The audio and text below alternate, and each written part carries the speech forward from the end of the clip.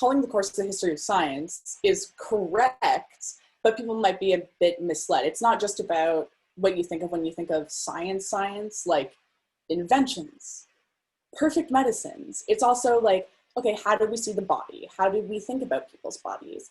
How do we see the natural world? How do we think about it? And how has that changed over time and over different cultures? The history of science course is trying to first identify, like, what's the first thing in history that we can call science? The first half of the course is going to go all the way, way back up to the 19th century, and then there'll be more genetic modification, AI, that sort of like contemporary material in the second half. I took Host 1000 my first year while I was doing the foundation year program at King's, and I remember it well because I really liked it.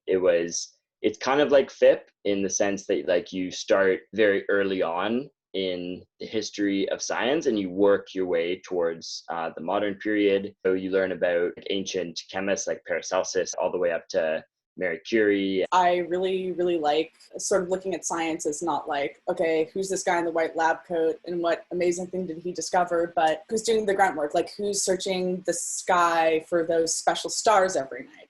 That's probably someone's wife or sister. That's not Buddy in the white lab coat. I think that taking Intro to Host as a science student at Dal really complements anything you're learning there. You'll realize that what you're being taught at Dalhousie is actually a choice on the part of the professors there to give you a certain sliver of the history of science, because everything you're being taught has been discovered and verified by certain people. I just remember like a sense of wonder taking it. In high school, you're given such strict notions of science. That's a bounding box that doesn't need to exist. And you can imagine all sorts of cosmologies outside of that. This course this year will actually be a bit broader in its geographical scope. Instead of just studying Europe, we'll also be focusing on Mi'kmaq science, Middle Eastern science in the medieval period, and math and geometry, as well as ancient Chinese sciences. But there's a lot of opportunity to also pursue your own interests and what you want to bring to the table and what you want to study. The Host